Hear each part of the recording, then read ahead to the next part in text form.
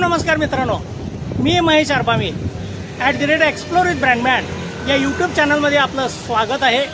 मी आज शंकेश्वर बसस्थानकावर आलेलो आहे आणि येथूनच जवळच असलेल्या 1 किलोमीटर अंतरावर असलेल्या शंकरलिंग मठ त्याचबरोबर नारायण मंदिर आम्ही आज या यूट्यूब चॅनलच्या माध्यमातून एक्सप्लोर करणार आहोत। तर व्हिडिओच्या शेवटपर्यंत माझ्यासोबत राहा @एक्सप्लोर विथ ब्रँडमॅन। हे शंकेश्वर बसस्थानक आणि त्याचा हा परिसर आहे। या ठिकाणाहून महाराष्ट्र, कर्नाटक, गोवा या सर्व राज्यातील सर्व ठिकाणापर्यंत गाड्या येण्या जाण्याची सोय या ठिकाणी आपली होते। या बसस्थानकासमोरच प्रसिद्ध असलेल्या दूरदुंडेश्वर मठ निरसोशी या ठिकाणी जाण्यासाठीचा हा रस्ता आणि त्याचं भव्य असं कमान आपल्याला दिसत आहे। शंकेश्वर बसस्थानकासमोरच महात्मा बसवेश्वरांचा हा अश्वरूढ पुतळा आपल्याला दिसून येतो। बसस्थानकाजवळचं एक कित्तूर चन्नम्मा सर्कल आहे।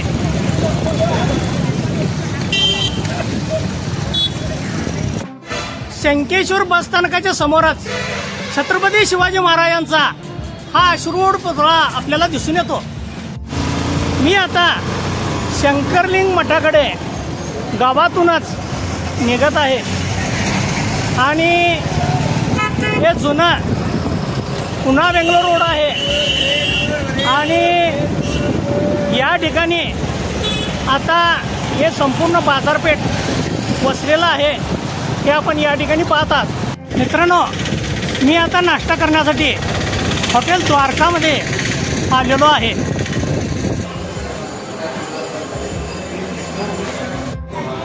मित्रांनो, शंकेश्वर आणि परिसर एक्सप्लोर करण्यासाठी मला माझे स्नेही बसवराज भरमनावर यांचं सहकार्य लाभणार आहे। मी आणि यांच्या समवेत शंकेश्वर एक्सप्लोर करणार आहे। आता हॉटेल द्वारकामध्ये नाश्ता करण्यासाठी आलेलो आहे आणि साऊथ इंडियनसाठी हे हॉटेल प्रसिद्ध आहे आणि या ठिकाणी मी तुमच्याकडे काय काय होतं आहे? पावभाजी, मसाला डोसा, डोसा, उत्तप्पा, गोबी, नूडल्स, स्पेशल काय? मैसूर मसाला। हां, तर मसाला चांगला आहे। तर 2 मैसूर डोसा द्या मला। ओके, मी या ठिकाणी मैसूर डोसा हे ऑर्डर केलेलो आहे। मित्रांनो, हा मैसूर डोसा अशा पद्धतीचा आहे। या डोश्याचं या पद्धतीने कटपिस्तीने केलेले आहे आणि हे सांबार आहे आणि चटणी आहे। आता बघूया हे टेस्ट कसा आहे।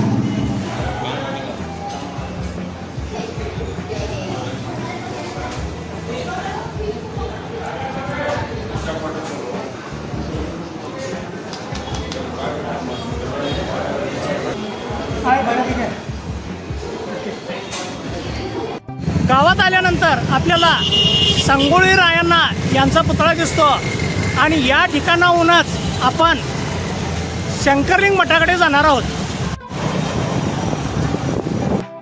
शंकेश्वर बाजारपेठमध्ये वीर जवान राहुल भोपळे आणि सतीश सूर्यवंशी यांचं स्मारक दिसून येतं। या वीर जवानांना माझा सलाम। मी आता शंकेश्वर येथील गांधी चौकात आलेलो आहे। त्याला गणेश मंदिराचं दर्शन होत आहे। ते वळेवा मंदिर आहे आणि देवीचं दर्शन अतिशय सुंदर इथे आपल्याला या ठिकाणी होत आहे। गांधी चौकातील हे विठ्ठल मंदिर आहे आणि या मंदिराच्या शिखराचं दर्शन आपल्याला या ठिकाणी होत आहे। मी या ठिकाणी आता भवानी मंदिर जवळ आलेलो आहे।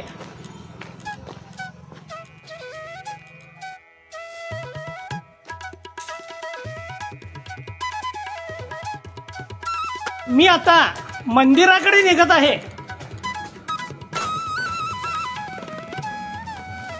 हे भवानी देवीचं मंदिर आहे। अतिशय सुंदर असं मंदिर हे बांधण्यात आलेलं आहे। हे आपण या ठिकाणी पाहतात। आपल्याला या ठिकाणी भवानी देवीचं दर्शन होत आहे।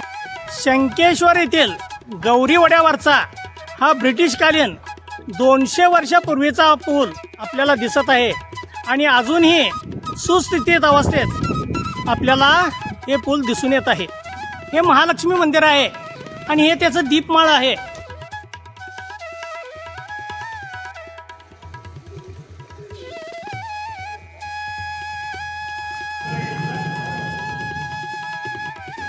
मी आता शंकेश्वर येथील जैन बस्तीजवळ आलेलो आहे आणि याचा परिसर अशा पद्धतीनं आहे. समोरच्या बाजूला आपल्याला मानस्तंभ दिसून येतो. प्रवेश केल्यानंतर आपल्याला ब्रह्मदेवाचं मंदिर आणि ब्रह्मदेवाचं दर्शन होत आहे. या मानस्तंभाला 4 चौतारे आहेत, हे आपण या ठिकाणी पाहतात. आणि प्रत्येक कोपऱ्याला आपल्याला हत्तीचं चित्र कोरण्यात आलेलं या ठिकाणी दिसून येत आहे.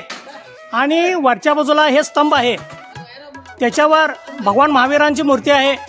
त्याच्यावरती चतुर्मुखी सिंह आपल्याला दिसून येतं आणि त्याच्यावरती मूर्ती आहेत. आणि या संदर्भातली माहिती मी आता या मंदिराचे मुख्य पुजारी यांच्याकडून घेणार आहे. आणि या ठिकाणी आपण पाहतात की समोरच्या बाजूला जैन धर्माचं बोधचिन्ह आपल्याला या ठिकाणी दिसत आहे. या ठिकाणी आपल्याला सुंदर असं चित्र दिसत आहे. या ठिकाणी गाय आणि वाघ एकाच ठिकाणी पाणी प्राशन करत असताना आपल्याला दिसत आहे. आणि त्याचबरोबर एकमेकाचे बछडे विरुद्ध दिशेला आपल्याला दिसून येतात. आणि यातूनच आपल्याला जैन धर्माचं जे तत्व आहे अहिंसा परमोधर्म हे आपल्याला या ठिकाणी दिसून येतं. ಸರ್ ರಾಹುಲ್ ಆಜ್ಞಾ ತುಪ್ಪಾಡಿ ಅಂತ ನಾವಿಲ್ಲಿ ಶಂಕೇಶ್ವರದ ಅರ್ಚಕರು. ಇದು ಇದೆಲ್ಲ ನಮ್ಮ ಜೈನ ಧರ್ಮದ ಸಂಕೇತ, ಹಸ್ತ ಸಂಕೇತ. ಹಾಗೂ ಇದು ನಮ್ಮ ಧರ್ಮದ ಅಹಿಂಸಾ ತತ್ವದ ಸಾರುವ ಚಿತ್ರ. ಹಾಗೆ ಚತುರ್ಮುಖ ಜಿನಬಿಂಬವಿದೆ. ಅದರ ಮೇಲೆ ನಾಲ್ಕು ದಿಶೆಯಲ್ಲಿ ಚತುರ್ಮುಖ ಶಿವವಿದೆ. ಅದರ ನಂತರ ಮೇಲೆ 4 ಚತುರ್ಮುಖ ಜಿನಬಿಂಬವಿದೆ. शंकेश्वर येथील हे श्री 1008 पार्श्वनाथ दिगंबर जैन मंदिर हे 11व्या शतकातलं आहे. या मंदिराचं बांधकाम हे आपल्याला दिसत आहे. हे नक्षीदार बांधकाम चालुक्य शैलीतलं आहे. हे या ठिकाणी आपल्याला दिसत आहे. अतिशय सुंदररित्या हे नक्षीकाम या मंदिरात करण्यात आलेलं आहे. हे आपण या ठिकाणी पाहतात.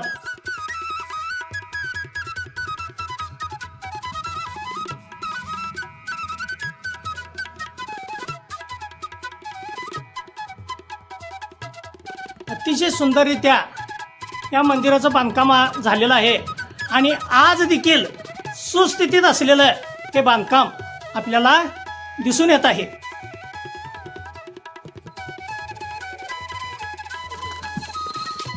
मी आता हे जैन मंदिरात प्रवेश करत आहे. आणि या जैन मंदिरातले खांब आपल्याला या ठिकाणी दिसत आहेत. अतिशय सुंदररित्या नक्षीकाम या ठिकाणी करण्यात आलेलं आहे, हे आपल्याला दिसून येत आहे. आणि पूर्वीचे जे खांब आहेत ते आहे त्याच ठिकाणी सुस्थितीत आपल्याला या ठिकाणी दिसून येतात.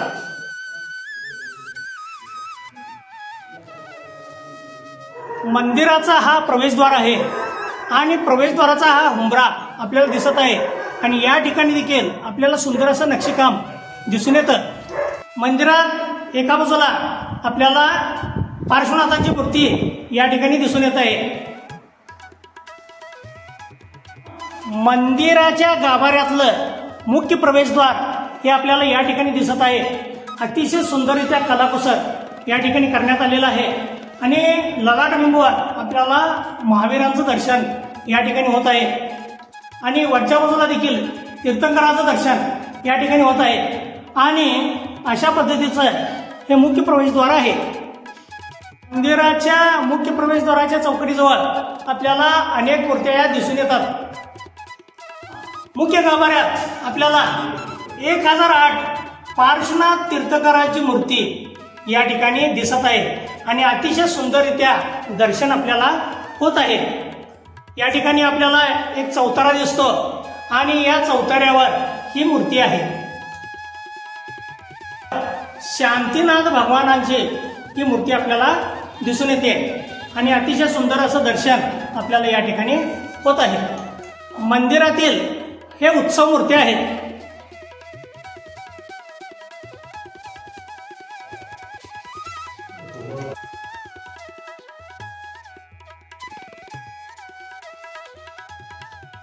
मी आता शंकेश्वर येथील मठगल्लीत आलेलो आहे आणि याच ठिकाणी शंकरलिंग मठ आहे. हे बनशंकरी मंदिर आहे. रथसप्तमीच्या वेळेला शंकरलिंग मंदिराचं जे रथ आहे ते याच ठिकाणी येऊन थांबतं आणि 2 दिवस मुक्काम करून पुन्हा ते रथ शंकरलिंग मठाकडे जातं.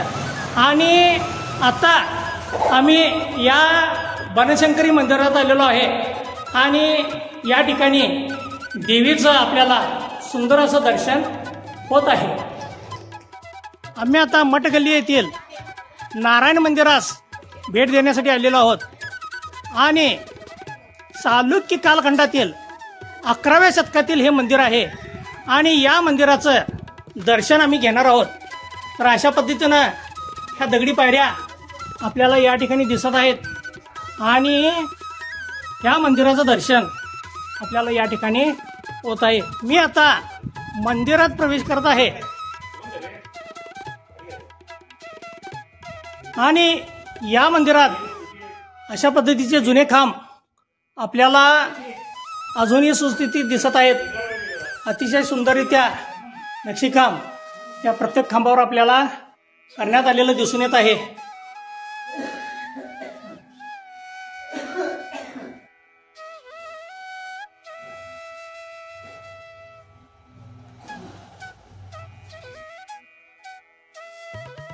समोरच्या बाजूला आपल्याला या ठिकाणी प्रथमतः गणपतीचं दर्शन होत आहे. भगवान नारायणाचं दर्शन या ठिकाणी आपल्याला होत आहे.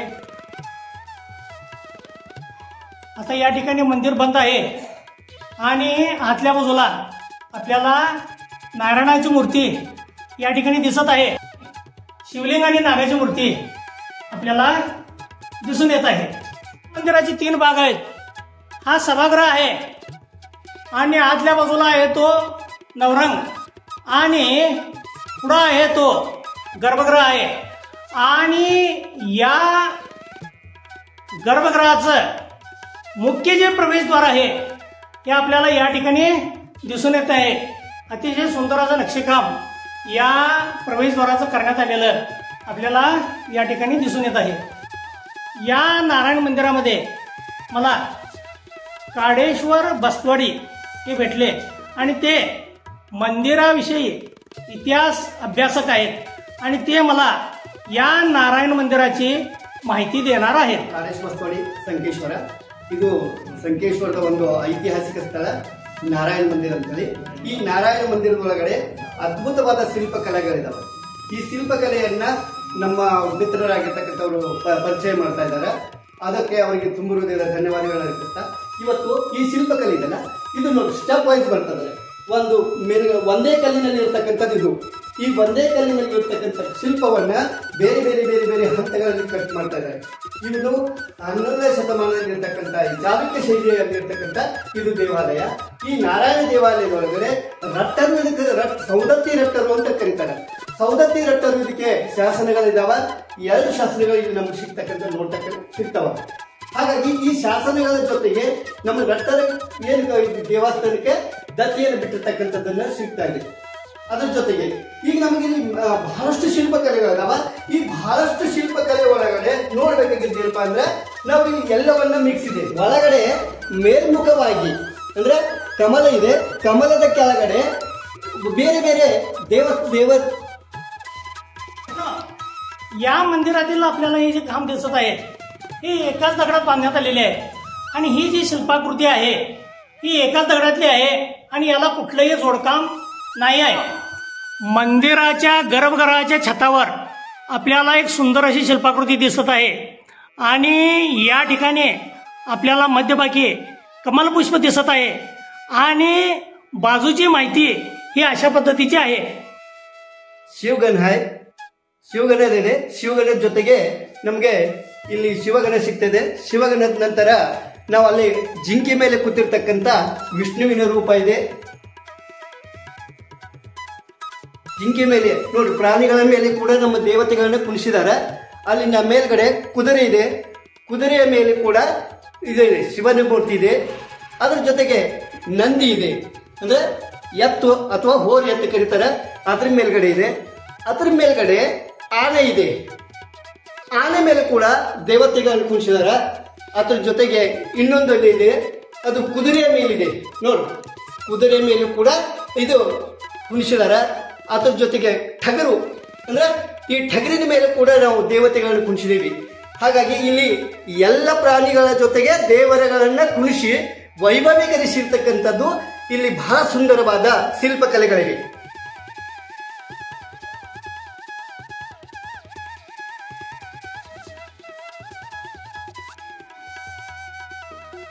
मंदिराच्या बाहेरच्या बाजूला मी आता आलेलो आहे आणि या मंदिराच्या बाहेरच्या बाजूची ही शिल्पाकृती आपण या ठिकाणी पाहतात आणि अनेक नमुन्याची शिल्प या ठिकाणी आहेत. या मंदिराच्या बाहेरच्या बाजूला अनेक जी शिल्प आहेत या संदर्भाची माहिती मला या ठिकाणी बसतावडे देत आहेत. ಇದು ನಮ್ಗೆ ಪ್ರೇಮ ಪತ್ರ ಬರೆಯುತ್ತಿರುವ ಕಾವ್ಯ ಕನ್ನಿಕೆ ಅಂತೇಳಿ. ಈ ಪ್ರೇಮ ಪತ್ರ ಬರೆಯುತ್ತಿರುವ ಕಾವ್ಯ ಕನ್ನಿಕೆ ಒಳಗಡೆ ನಮಗೆ ಇಲ್ಲಿ ಲಿಪಿ ಸಿಗ್ತಾ ಇದೆ, ಬರವಣಿಗೆ ಇದೆ. ನಮ್ಮ ಕಡೆ 5 ಕಡೆ ಸಿಗ್ತಾವದ. ಒಂದು ಸಂಕೇಶ್ವರ, 2 ಕೊಲ್ಲಾಪುರ ಮಹಾಲಕ್ಷ್ಮಿ ಮಂದಿರ, 3 ಕಿದ್ರಾಪುರ ಮಹಾರಾಷ್ಟ್ರದೊಳಗಿರ್ತಕ್ಕಂಥ ಕಿದ್ರಾಪುರ, 4 ಬೀದರ್ನಲ್ಲಿ ಹಲಸಂಗಿ, 4ನೇದು 5ನೇದು ಬೇಲೂರು ಅಂತಕ್ಕಂಥ ಈ 5 ಶಿಲ್ಪಗಳು ಒಂದೇ ಕಡೆ ನಮಗೆ ನೋಡ್ಲಿಕ್ಕೆ ಸಿಗ್ತಾ ಇದಾವೆ. ಆದ್ರೆ ಅವಕ್ಕೆ ಎಲ್ಲಿಯೂ ಕೂಡ ಲಿಪಿ ಇಲ್ಲ. ಲಿಪಿ ಇರೋದು ಮಾತ್ರ ಸಂಕೇಶ್ವರದಲ್ಲಿ ಏನಿದೆ, ಈ ಲಿಪಿ ಇದೆ. ಹಾಗಾಗಿ ಈ ಶಾಸನದ ಮೇಲೆ ನಮಗೆ ಪ್ರೇಮ ಪತ್ರ ಬರೆಯುತ್ತಿರುವ ಕಾವ್ಯ ಕನ್ನಿಕೆಯರು ಅಂತ ಹೇಳಿ ಇತಿಹಾಸಕಾರರು ಹೇಳ್ತಾ ಇದ್ದಾರೆ. ಅದ್ರ ಜೊತೆಗೆ ಇನ್ನು ನಾವು ಬೇರೆ ಬೇರೆ ಭಂಗಿಗಳನ್ನು ನೋಡ್ಬೋದು. ಅವ್ಳು ಹಿಕ್ಕಿರ್ತಕ್ಕಂಥ ಜಡ ಇರಬಹುದು, ಅವಳು ಹಾಕಿರ್ತಕ್ಕಂಥ ಬಳೆ ಇರಬಹುದು, ಅವಳು ತುರುಬ ಕಟ್ಟಿರ್ತಕ್ಕಂಥದ್ದು, ಆಮೇಲೆ ಅವಳ ಕಿವಿ ಓಲೆಗಳು, ಅವಳು ಹಾಕಿರ್ತಕ್ಕಂಥ ಆಭರಣಗಳು, ಅವಳ ಕಾಲಲ್ಲಿರ್ತಕ್ಕಂಥ ಆಭರಣಗಳನ್ನು ನಾವಿಲ್ಲಿ ಸ್ಪಷ್ಟವಾಗಿ ಚಿತ್ರಿಸ್ತಾ ಇದ್ದಾರೆ. ಮೂರ್ತಿ ಇದೆ ನೋಡ್ರಿ. ನಾವು ಕೇಶ ವಿನ್ಯಾಸಗಳನ್ನು ಮಾಡ್ತಾ ಇದೀವಿ. ಕೇಶ ವಿನ್ಯಾಸ ಅಂದ್ರೆ ತಲೆ ಹಿಕ್ಕೊಳ್ಳುವುದು, ಬಾಚಿಕೊಳ್ಳುವುದು ಅಥವಾ ಹಿಕ್ಕೊಳ್ಳೋದಂತ ಕನ್ನಡಿ ಒಳಗೆ ನೋಡ್ತಕ್ಕಂಥದ್ದು. ಈ ನೋಡ್ರಿ, ಅವ್ರ ಕಿವಿ ಓಲೆಗಳು ಕೂಡ ಎಷ್ಟು ದೊಡ್ಡ ಹಾಕ್ತಿದ್ರು. ಎಷ್ಟು ನಾವು ಇವತ್ತಿಗೆ ಏನು ಹೇಳ್ತಾ ಇದೀವಿ, ಆಧುನಿಕತೆಯಲ್ಲಿ ಟೆಕ್ನಾಲಜಿ ಒಳಗೆ ಮುಂದುವರೆದಿದ್ದೀವಿ ಅಂತ ಹೇಳ್ತೀವಿ. ಆದ್ರೆ ಈ ಟೆಕ್ನಾಲಜಿ ನಾವು ಇವತ್ತ ಮರೆಯಾಗಿ ಹೋಗಿದೆ. ಯಾಕಂದ್ರೆ ಅವಳು ಹಾಕಿರ್ತಕ್ಕಂಥ ಜಡೆಗಳಿರ್ಬೋದು, ಅವಳು ಹಾಕಿರ್ತಕ್ಕಂಥ ಇದು ಆಭರಣಗಳಿರ್ಬೋದು, ನಾವು ಇವತ್ತು ಎಷ್ಟು ಶ್ರೀಮಂತಿರತ್ತೆ ಹೇಳ್ತೀವಿ. ಆದ್ರೆ ಅವ್ರ ಶಿಲ್ಪಕಲೆ ಒಳಗಡೆ ನಮಗೆ ಶ್ರೀಮಂತಿಕೆಯನ್ನು ತೋರಿಸ್ಕೊಟ್ಟಿದ್ದಾರೆ. ಯಾಕಂದ್ರೆ ಅವ್ರು ಇಷ್ಟೆಲ್ಲವನ್ನ ಆಭರಣಗಳನ್ನು ಹಾಕ್ತಾ ಇದ್ದಾರೆ ಬಂಗಾರದಲ್ಲಿ. ನೋಡ್ರಿ, ಅಂತ ಶಿಲ್ಪಕಲೆಗಳನ್ನ ನಮ್ಗೆ ಇಲ್ಲಿ ಸಿಗ್ತಾ ಇದೆ. ಇನ್ನು ನಾವು ಇಲ್ಲಿ ಬಂದ್ರ ಮೂರ್ತಿ ಇದೆ. ಇದು ಏನಪ್ಪಾ ಅಂದ್ರೆ, ನಾವು ಮುಂಜಾನೆ ಅದು ಸ್ನಾನ ಮಾಡಿಕೊಂಡು ಮುಖವನ್ನ ಕನ್ನಡಿ ಒಳಗೆ ನೋಡ್ತೇವೆ. ಪ್ರತಿಯೊಬ್ಬರು ಕನ್ನಡಿ ಒಳಗೆ ನೋಡ್ಲೇಬೇಕು, ನೋಡ್ತಾ ಇದೀವಿ. ಯಾಕಂದ್ರೆ ನಮ್ಮ ಸೌಂದರ್ಯವನ್ನ ನಾವು ಎಲ್ಲಿ ನೋಡ್ತಾವಪ್ಪ ಅಂತಂದ್ರೆ ಕನ್ನಡಿ ಒಳಗೆ. ಅವಳ ಕೈ ಒಳಗಿರ್ತಕ್ಕಂಥ ಬಾಚಣಿಕೆ ಅಂದ್ರೆ ಹನಿಗೆ, ಈ ತಲೆ ಹಿಕ್ಕುವಾಗ ಹನಿಗೆ ಅನುಭವಿಸ್ತಾ ಇದೀವಿ. ಈ ಹನಿಗೆ ಇದೆ ನೋಡ್ರಿ. ಅವಳು ಹಾಕಿರ್ತಕ್ಕಂಥ ಜಡೆ ಇರಬಹುದು, ಅವಳು ಹಾಕಿರ್ತಕ್ಕಂಥ ಬೇರೆ ಬೇರೆ ಪ್ರತಿಯೊಂದು ವಿಗ್ರಹಕ್ಕೂ ಕೂಡ ಬೇರೆ ಬೇರೆ ತನ್ನದೇ ಆದ ಒಂದು ಜಡಿ ರೂಪ ಕಟ್ಟಿರ್ತಕ್ಕಂಥ. ಇಲ್ಲಿ ಈ ಕನ್ನಡಿ ಒಳಗ ತನ್ನ ಮುಖವನ್ನ ತಾನು ನೋಡಿಕೊಂಡಿರ್ತಕ್ಕಂಥ ಅಪೂರ್ವ ಶಿಲ್ಪ ಕಲಾಕೃತಿ ಇದು. ಇಲ್ಲೊಂದಿದೆ ಯುದ್ಧ ಕಲೆ ಇದೆ. ಈ ಯುದ್ಧ ಕಲೆ ಒಳಗಡೆ ಯುದ್ಧ ಮಾಡುವಳಕ ಬಳಸುವಂತ ಆಭರಣಗಳ ಅಂದ್ರೆ ಇದು ಗಂಡು ಮಕ್ಕಳದ್ದು ಅಂದ್ರೆ ಪುರುಷಂದಿದ್ದು. ಇದು ಪುರುಷ ಮೂರ್ತಿ ಇರೋದ್ರಿಂದ ಇಲ್ಲಿ ಹೆಚ್ಚಿಗೆ ಆಭರಣಗಳನ್ನು ಹಾಕಿಲ್ಲ. ಹಾಗಾಗಿ ಇಲ್ಲಿ ಏನ್ ಮಾಡಿದಾರೆ, ಅವರ ಕೆಲವೊಂದಿಷ್ಟು ಮಾತ್ರ ಗಂಡು ಮಕ್ಕಳಿಗೆ ಆಭರಣಗಳನ್ನು ಹಾಕಿರ್ತಕ್ಕಂಥದ್ದನ್ನ ನಾವು ಇಲ್ಲಿ ನೋಡಬಹುದು. ಬಳ್ಳಿ ಒಳಗಡೆ ನೋಡ್ರಿ ಎಷ್ಟು ಚಂದ ಮೂರ್ತಿಯನ್ನು ಕೆತ್ತಿದ್ದಾರೆ. ಸಣ್ಣ ಸಣ್ಣ ಮೂರ್ತಿಗಳನ್ನ, ನಾಟ್ಯ ಭಂಗಿಗಳನ್ನ ತೋರಿಸಿದ್ದಾರೆ. ನೋಡ್ರಿ, ಇಲ್ಲಿ ನಾಟ್ಯಗಳನ್ನ ಆಡುವಂತ ಈ ನೃತ್ಯ ಕಲೆ ಇದೆಯಲ್ಲ, ಈ ನೃತ್ಯ ಕಲೆ ಒಳಗಡೆ ಇರ್ತಕ್ಕಂಥ ಒಂದು ವಿಗ್ರಹಗಳನ್ನ ನಾವು ಸಣ್ಣ ಸಣ್ಣ ಬಳ್ಳಿಗಳಲ್ಲಿ ಕೂಡ ನೋಡಬಹುದು.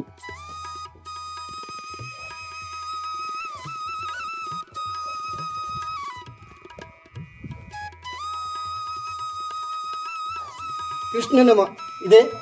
ನಮ್ಗ ಮಹಾಭಾರತದಲ್ಲಿ ಅದ್ಭುತವಾದ ವ್ಯಕ್ತಿ ಸಿಗ್ತಾನ, ಅವನಿಗೆ ಕೃಷ್ಣ ಭಗವದ್ಗೀತೆಯನ್ನ ಹೇಳಿರ್ತಕ್ಕಂಥವ ಅಂತ ಹೇಳ್ತಾರೆ. ಬಟ್ ಇಲ್ಲಿ ಕೃಷ್ಣ ಮೂರ್ತಿ ಇದೆಯಲ್ಲ, ಇಲ್ಲಿ ಕೊಳಲ ಇದೆ. ಕೊಳಲದ ನಂತರ ಅವರಿಬ್ಬರು ಸೇವಕಿಯರದಾರ. ಹಾಗಾಗಿ ಇಲ್ಲಿ ರಾಧಾ ಮತ್ತು ಕೃಷ್ಣ ಹಾಗೂ ರುಕ್ಮಿಣಿ ಇವರೆಲ್ಲ ನಮಗೆ ಇಲ್ಲಿ ಸಿಗ್ತಕ್ಕಂಥದ್ದು. ಅಂದ್ರೆ ನಮಗೆ ಬಹಳಷ್ಟು ಇಲ್ಲಿ ಶಿಲ್ಪಕಲೆಗಳದಾವ. ಈ ಶಿಲ್ಪಕಲೆಗಳ ಬಹಳಷ್ಟು ನಾವು ಇತಿಹಾಸವನ್ನು ಅಭ್ಯಾಸ ಮಾಡ್ತಾ ಹೋದಾಗ ಬಹಳಷ್ಟು ನಮ್ಗೆ ಇಲ್ಲಿ ಮಾಹಿತಿ ಸಿಗ್ತೈತಿ. ಹಾಗಾಗಿ ಇಲ್ಲಿ ಇದೇನಾಗಿತ್ತಂದ್ರೆ, ಇತ್ತೀಚಲಾಗಿ ಅದು ಬಹಳ ಜೀರ್ಣಗೊಂಡಿದೆ. ಹಾಗಾಗಿ ಇದು ಇನ್ನೂ ನವೀಕರಣಗೊಳ್ಳಬೇಕಾಗಿದೆ. ಸರ್ಕಾರ ಇತ್ತ ಗಮನ ಹರಿಸಿದ್ರೆ ಬಹಳ ಒಳ್ಳೆಯದಾಗತ್ತೆ. ಕೃಷ್ಣನ ಮೂರ್ತಿ ನೋಡಿದೀವಿ. ಇಲ್ಲಿ ರಾಧೆ ಇದ್ದಾಳೆ. ರಾಧೆದ ವೈಭವ ಇಲ್ಲಿ ಮಾಡಿದ್ದಾರೆ ನೋಡ್ರಿ. ರಾಧೆಗೆ ಅಲಂಕಾರಗಳನ್ನು ಎಷ್ಟು ಪ್ರಿಯರಾಗಿದ್ದಾರಂದ್ರ ಅಷ್ಟೇ ಪ್ರಿಯರಾಗಿ ನಾಟ್ಯವನ್ನು ಮಾಡ್ತಕ್ಕಂಥ ರಾಧೆ ಇದಲ್ಲ. ಈ ರಾಧೆ ಮತ್ತು ಕೃಷ್ಣರನ್ನ ಇಲ್ಲಿ ನಾರಾಯಣ ಮಂದಿರ ಇರೋದ್ರಿಂದ ಈ ವೈಷ್ಣವ ಪಂಥಕ್ಕೆ ಸೇರಿರ್ತಕ್ಕಂಥ ಈ ಮಂದಿರ ಹಾಗಾಗಿ ಇಲ್ಲಿ ಕೃಷ್ಣ, ರಾಮ, ವಿಷ್ಣು ಇವು ಎಲ್ಲ ಮೂರ್ತಿಗಳನ್ನ ನಮ್ಗೆ ಇಲ್ಲಿ ನೋಡ್ಲಿಕ್ಕೆ ಸಿಗ್ತಾ ಇದ್ದಾವೆ.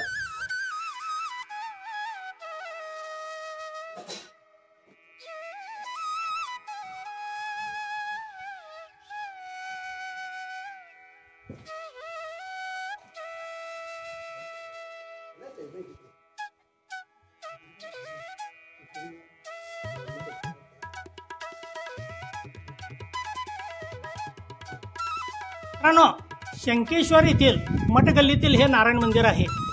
हे 11व्या शतकातलं मंदिर आहे. अतिशय सुंदर असं कलाकृती या मंदिरात आपल्याला दिसून येतं. परंतु या मंदिराची आज फार प्रमाणात पडझड झालेली आहे. या मंदिराची कलाकृती आणि या मंदिरातलं वास्तुरचना याचं संरक्षण वेळीच जर शासनानं केलं तर पुढच्या पिढीला याचा अभ्यास करण्यासाठी फायदा होऊ शकतं. तरी शासनानं वेळीच लक्ष देऊन या मंदिराचं संरक्षण करावं. मित्रांनो, कर्नाटक शंकेश्वरातील या 2 प्राचीन मंदिराला आपण येणार असाल तर बेळगावहून 50 किलोमीटर अंतर आहे, कोल्हापूरहून 60 किलोमीटर अंतर आहे आणि गोवाहून रेड्डी मार्गे 80 किलोमीटर अंतर आहे. आणि तिन्ही ठिकाणी आपल्याला एअरपोर्ट उपलब्ध आहेत. त्याचबरोबर राहण्या खाण्यापिण्याची सोय शंकेश्वरमध्ये आपली उत्तम प्रकारे होऊ शकते. पुढील भागात आपण येथील प्रसिद्ध शंकरलिंग मंदिर आणि मठ पाहणार आहोत. तर हा व्हिडिओ आपल्याला कसा वाटला नेहमीप्रमाणे कमेंट्स द्या, लाईक करा, शेअर करा, सबस्क्राईब करा यूट्यूब चॅनल @एक्सप्लोर विथ ब्रँडमॅन.